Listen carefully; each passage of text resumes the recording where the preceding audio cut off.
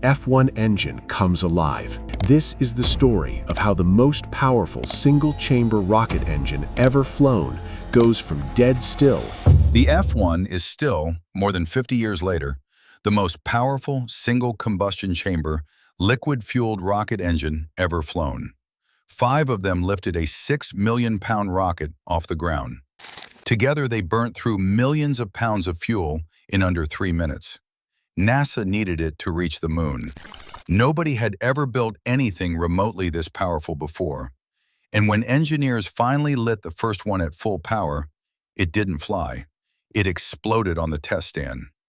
This is the story of the engine that put the entire Apollo schedule in jeopardy, and the men who took it apart, piece by piece, to save it. Stick around because the fix is stranger than the failure. The story starts in 1961. President John F. Kennedy promised the United States would land a man on the moon before the decade was out and bring him home safely. It wasn't just a speech, it became a national mission. There was one problem. America's rockets were built from military missile technology, powerful enough for small satellites, nowhere near powerful enough for the moon. Engineers ran the numbers, and the numbers were brutal. Reaching the moon meant building the Saturn V, and Saturn V needed an engine producing over 1 million pounds of thrust by itself, nearly 10 times the output of anything then flying. That engine would become the foundation of the only rocket capable of carrying Apollo crews past Earth's gravity.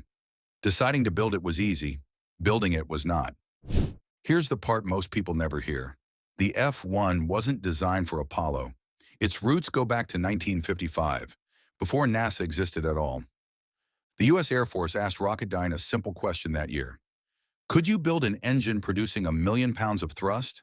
At the time, the largest operational engines produced a fraction of that. The request sounded unrealistic. Rocketdyne took it anyway.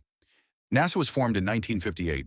As plans for a crewed moon landing gathered momentum, the agency looked at Rocketdyne's half-finished research and saw exactly what it needed. The engine built to power a missile would instead power the biggest space mission in history. The F1 was assigned to the first stage of the Saturn V, 5 of them working together. Selecting the engine was the easy decision. What came next nearly killed the program. Scaling a rocket engine isn't like scaling anything else. Every increase in size changes how fuel flows, how heat spreads, how pressure behaves inside the chamber. Designs that worked perfectly at smaller scale became unstable the moment they got bigger. This wasn't an upgrade. It was closer to inventing a new machine from nothing. The final design stood 18.5 feet tall, 12.2 feet wide, roughly 18,500 pounds empty. It burned RP-1, a refined kerosene, together with liquid oxygen using a gas generator cycle. A small amount of propellant spun turbines that drove pumps feeding the main chamber. Each engine was rated at 1,522,000 pounds of thrust at sea level. 5 of them under the Saturn V's first stage produced over 7.5 million pounds combined. 7.5 million pounds. On paper, brilliant. In reality, nobody knew if a machine that powerful could survive its own ignition. At the center sat the combustion chamber, where RP-1 and liquid oxygen mixed and burned. Above it, the injector plate, 3 feet wide, 4 inches thick, half a ton of solid metal, drilled through with 6,300 holes the size of soda straws. Every hole had to place fuel and oxidizer in exactly the right pattern. Get that pattern wrong, and the whole engine paid for it. Below the chamber, a massive nozzle expanded the exhaust to maximize thrust. Feeding the system were turbopumps, driven by a gas generator burning a fraction of the propellant just to spin the turbines. Valves controlled the flow down to precise tolerances. Then came the heat. Chamber pressure at ignition hit 1,015 pounds per square inch. Temperature shot to nearly 6,000 degrees Fahrenheit. Engineers solved it with regenerative cooling, routing the RP-1 fuel through passages around the chamber and nozzle before it ever reached combustion. The fuel absorbed the heat and protected the engine, then burned anyway. Elegant. But the hardest problem hadn't shown up yet. The F1 looked perfect on paper. At full power, it wasn't. Inside the chamber, pressure waves started bouncing back and forth at extreme speed. Instead of a smooth burn, the engine vibrated violently. Oscillations strong enough to tear the engine apart in milliseconds. One moment it looked normal. The next, it was destroying itself from the inside. On May 26, 1962, an F1 finally reached its full duration rated thrust. It looked like the problem was behind them. It wasn't. On June 28, 1962, at the Edwards Air Force Base Test Stand, another F1 exploded a fraction of a second after ignition. Rocketdyne engineer Robert Biggs later described it simply: the disturbance hit with unprecedented ferocity. This wasn't a minor design flaw. It put the entire Apollo schedule in jeopardy. Before anyone could talk about reaching the moon, engineers had to stop the world's most powerful rocket engine from shaking itself apart. The fix didn't come from building a bigger engine. It came from understanding how small pressure waves moved inside a big one. NASA's Jerry Thompson, at the Marshall Space Flight Center, assembled a team to attack the problem head-on. Rocketdyne's Paul Castenholtz and Daniel Clute led the effort from the engine side. Their group, later joined by combustion specialists from across the country, ran 2,000 tests on 210 different injector designs, 15 different baffle patterns, 14 injector configurations, including new concentric tube designs. Redesign after redesign, most of them failures. The answer came from copper baffles welded onto the face of the injector plate, physical barriers that broke pressure waves apart before they could grow. Then came the test nobody expects to hear about.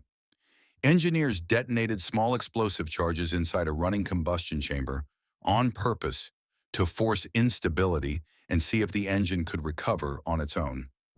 If the pressure waves died out in milliseconds, the design passed. If they grew, it failed. It sounds reckless. It worked.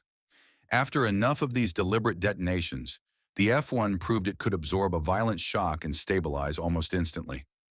That was the moment NASA certified the F1 for crewed Apollo missions. Designing the F1 was half the problem. Building it at scale was the other half.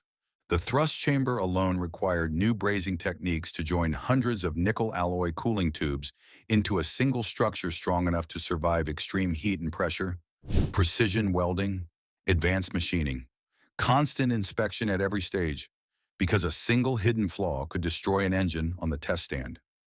X-ray inspection caught defects before they became explosions. Every weld had to hold. Every cooling passage had to be exact. This wasn't manufacturing in the ordinary sense. It was engineering at the limit of what 1960s industry could produce. The testing never stopped. Turbo pumps were pushed past their limits. Injectors were redesigned again and again. Full engines were fired repeatedly on test stands built just to survive them. Hundreds of tests ran across the development program. Some lasted seconds. Some ran full mission duration, over 2.5 minutes. Slowly, the explosions stopped. The vibrations settled. By the time the F1 was cleared for flight, it had gone from NASA's biggest engineering liability to one of its most reliable machines. Then came the moment all of it had been building toward. 5 F1 engines ignited together at the base of the Saturn V. Over 7.5 million pounds of thrust. 7.5 million pounds of thrust. The ground shook. Flame filled the pad. Within seconds, the most powerful launch vehicle ever built started climbing. During the first stage burn, the 5 engines consumed millions of pounds of RP1 and liquid oxygen, carrying the rocket roughly 40 miles up before their job was done. Those 5 engines carried every crewed Apollo mission to the moon. Later, they launched Skylab, America's first space station. The machine that once put the whole program in jeopardy had become the machine that made it possible. What the F1 teaches you. Lesson 1. Scaling up isn't the same problem, just bigger. Engineers assumed a larger engine was a matter of degree. It wasn't. Past a certain size, the old rules stopped applying, and nobody had written the new ones yet. Lesson 2. The failure that looks like the end is often the real work starting. The June 1962 test stand explosion wasn't a footnote. It put the entire Apollo schedule in jeopardy, years before a rocket ever left the ground. Instead, it forced the 2-year effort that made the engine survivable. Lesson 3. Sometimes the fix is smaller than the problem. Nobody solved combustion instability by building a bigger, stronger engine. Thompson, Castenholtz, and Clute's team welded copper baffles onto an injector plate, and detonated explosives inside a running engine to prove it could take a shock and recover. The solution wasn't more power, it was precision. The F1 didn't earn its record because it was the biggest engine anyone could imagine. It earned it because a small group of engineers kept redesigning a machine that kept trying to destroy itself until it didn't anymore.